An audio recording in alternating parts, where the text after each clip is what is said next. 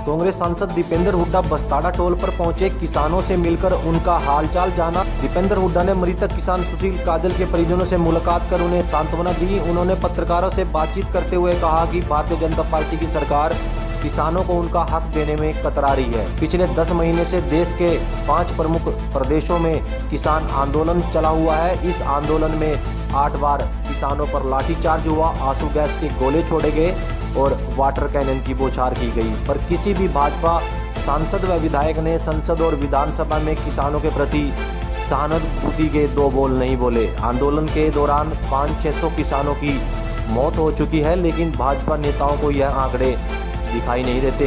भाजपा किसानों को न किसान मान रही है और न इंसान मान रही है। किसानों के साथ जो बर्ताव हो रहा है वह मानवाधिकार का खुला उल्लंघन है। उन्होंने कहा कि चौटाला सरकार में कंडेला कांड होने के बाद कांग्रेस की सरकार आने पर मृतक किसानों के परिजनों को नौकरी व अन्य आर्थिक सहायता दी गई।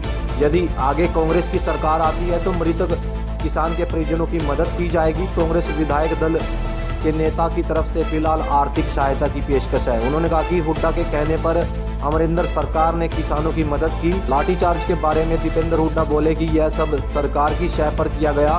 लोकतंत्र में सरकारें बदलती रहती हैं, ऐसे अधिकारियों को यह बात ध्यान में रखनी चाहिए। स्वर्गीय सुशील काजल जी को श्रद्धांजलि देते हैं। उनके परिवार के प्रति हम ढाढस बांधते हैं और जिस बेदर्दी से उनके ऊपर लाठीचार्ज किया गया, पूरा गांव, पूरा परिवार, पूरा धरना इस बात का गवाह है कि वो जो है लेट गए थे खाट पे, और खाट पे लेटने के बावजूद लाठीचार्ज किया गया। इसी को लेकर मानव अधिकार आयोग में गए थे, जो आज जवाब मांगा है डीसी एसपी से इस सरकार ने। तो ये बहुत दर्दनाक, इसका दर्द हम सबके दिलों में है। ये जो कार्रवाई करी, जो लाठीचार्ज हुआ, उसका दर्द सबके दिलों में है, क्योंकि शांतिपूर्ण तरीके से बैठे थे इस धरने में। 15 किलोमीटर दूर, करनाल से 15 किलोमीटर दूर बैठे थे, जहाँ मुख्यमंत्री जी का प्रोग्राम था। और उसके बाद जो ये एसडीएम है, इनकी भाषा की भी किसी का सर फुटे बिना कोई ना बचे, और उस भाषा का बचाव मुख्यमंत्री जी कर रहे हैं ये कह के कि भाई उनकी कार्रवाई का, उनकी जो कार्रवाई करी गई उन द्वारा, उसका बचाव मुख्यमंत्री जी कहने का सख्ती जरूरी थी। और आज भी आपने देखा कल कि उन पर कोई कार्रवाई ना करके केवल उनका ट्रांसफर मात्र किया गया। ट्रांसफर तो रूटीन मैटर है, ट्रांसफर तो कोई मतलब कई ट्रांसफर कोई पनिशमेंट नहीं है।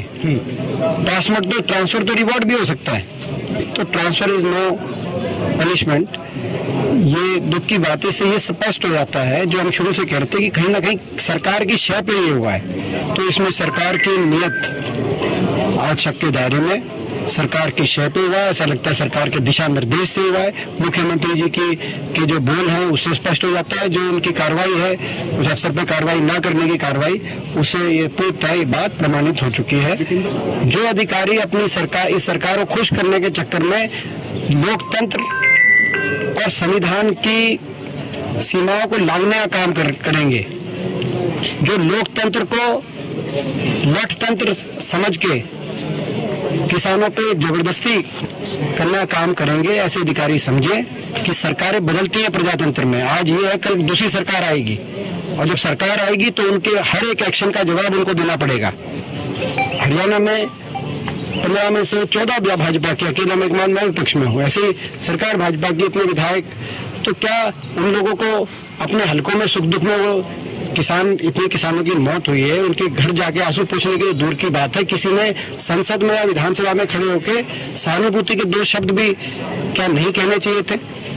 सभी जो परिवार जिनमें इस आंदोलन के अंदर अपने किसी को खोया है धरना स्थलों पे, हुड्डा साहब ने आग्रह किया था, उसको मानते हुए पंजाब सरकार ने रोजगार का, सरकारी नौकरी का जो है एक ही घोषणा करी। कांग्रेस का जब अवसर कांग्रेस को मिलेगा, हुड्डा साहब के हाथ में कलम आएगी, तो उस समय सभी जो परिवार है उनको रोजगार और आर्थिक मदद का काम करेंगे। और अभी जो है विधायक दल, कांग्रेस विधायक दल की तरफ से अपने निजी संसाधनों से ऐसे परिवारों को जो है 2-2 लाख रुपए की आर्थिक मदद करने का हम लोग काम कर रहे हैं।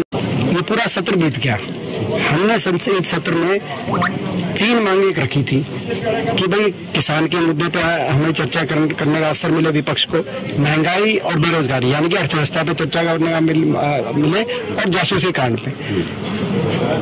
हमारे को सरकार की तरफ से जवाब मिला, नेता सदन की तरफ से जवाब मिला कि इन महंगाई, बेरोजगारी और किसान के आंदोलन और जासूसी कांड को छोड़ के आप किसी और विषय को बताओ, उस पर करा लेंगे चर्चा। हमें तो कोई और विषय सूझा नहीं जी। मैं आप लोगों से पूछता हूँ, आप लोगों को अगर ये महंगाई, बेरोजगारी और किसान के मुद्दे के अलावा आपको कोई और ऐसा मुद्दा दिखता हो, इस बार हमें कोई मुद्दा सूझा नहीं और कोई, इसीलिए हमने कहा भाई अगर इन 3-4 मुद्दों पे आप चर्चा नहीं कराएंगे तो फिर हम जो है आप बिल पास करा लो।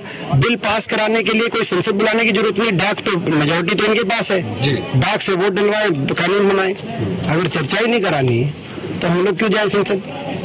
तो ये संसद में इनका जो रवैया रहा बहुत नकारात्मक रहा, और किसानों के प्रति एक संवेदना का शब्द जो दूसरी बात थी संसद में भी नहीं किया गया। आज का ये 7 साल की खट्टर सरकार की कार्यकाल असंभव को संभव कर दिखाया मुख्यमंत्री जी ने, क्योंकि हरियाणा दिल्ली के 3 तरफ है। हरियाणा यहाँ पे सबसे ज्यादा निवेश एक समय में था। 2014 में अगर आप निवेश की रिपोर्ट देखो, प्रति व्यक्ति निवेश में हरियाणा देश में नंबर 1 था। गुजरात से 3 गुना ज्यादा निवेश था, इंडस्ट्री आ रही थी जी। विकास दर में, प्रति व्यक्ति आय में हरियाणा हमेशा टॉप में रहा है। ऐसे प्रदेश में त्रिपुरा, बंगाल, बिहार, यूपी, जम्मू कश्मीर से भी ज्यादा बेरोजगारी कोई असंभव कार्य से कम नहीं था। लेकिन 7 साल की विफल नीति, ना तो सरकारी नौकरी उतनी मिल पाई, न निजी क्षेत्र के अंदर इन्वेस्टमेंट हुआ। आज बेरोजगारी में नंबर 1 हरियाणा, और ये केवल सीएमआई नहीं कह रहा, क्योंकि मुख्यमंत्री जी कहते हैं सीएमआई एक प्राइवेट एजेंसी है। हालांकि उसी सीएमआई की रिपोर्ट के अनुसार के आधार पर प्रधानमंत्री जी कई प्रदेशों में वोट मांग चुके हैं, महाराष्ट्र में वोट मांग चुके हैं, असम में वोट मांग चुके हैं। उनकी सरकार का कहते हैं कि भाई यहाँ पे बड़ी अच्छी परफॉर्मेंस है, देखो इसमें बेरोजगारी कम हुई। मैं मुख्यमंत्री जी नहीं मानता हरियाणा के उस रिपोर्ट। केवल सीएमआई नहीं, नीति आयोग की जो जुलाई की रिपोर्ट है, उस नीति आयोग की रिपोर्ट के अनुसार हरियाणा बड़े प्रदेशों में बेरोजगारी में नंबर 1 है, और जिसकी बेरोजगारी अंडमान निकोबार और लक्षद्वीप के बराबर है। अपना मुख्यमंत्री जी की स्टेटमेंट आई कि भाई क्या अपना अमरिंदर सिंह और हुड्डा साहब जो है किसान को उकसाने का काम कर रहे हैं। इससे ज्यादा मैं समझता हूँ कि जो है उनको भी पता है वो क्यों कह रहे हैं, उनको मुख्यमंत्री जी को भी पता है, क्योंकि सही मायने में हकीकत यह है उकसाना काम तो ये लोग कर रहे हैं लगातार। पहले किसानों की मांगों को नहीं माना, फिर किसान को किसान मानने से मना किया, कभी किसान को अलगाववादी बताते हैं, कभी उपद्रवी बताते हैं, कभी आतंकवादी बताते हैं, कभी खालिस्तानी बताते हैं, कभी जो है कांग्रेसी बता देते हैं, कभी तो अब किसान को इंसान मानने से भी इंसान भी नहीं मान रहे। ये जो जिनकी जानें गई हैं, क्या ये भारत देश के नागरिक नहीं थे? कोई छोटा मोटा धरना भी हो जाए, उसमें किसी को अगर तबीयत भी खराब हो जाए तो भी चिंता हो जाती है कि भाई धरने पे तबीयत खराब हो गई किसी का। यहाँ पे 500, 600 लोगों की जानें चली गई, मगर जिक्र तक नहीं हो रहा। तो उन्होंने अब किसान को, ना किसान की मांग माननी, ना किसान को किसान मानना, ना किसान को इंसान मानना, और उकसाने की कोशिश ये करते हैं। बार बार ऐसी हरकतें इनके मंत्री, मुख्यमंत्री स्वयं, इनके मंत्री, इनके अधिकारी ऐसी भाषा बोलते हैं, ऐसा लगता है कि सरकार चाहती है कि किसान को उकसाएं, खुद नाम हमारा ले रहे हैं। मैं ऐसे में किसानों की मैं प्रशंसा करना चाहता हूँ कि इतने बड़ी अग्नि परीक्षा दे रहे हैं किसान, इतने लंबे समय के बाद भी शांति और संयम से बैठे हैं।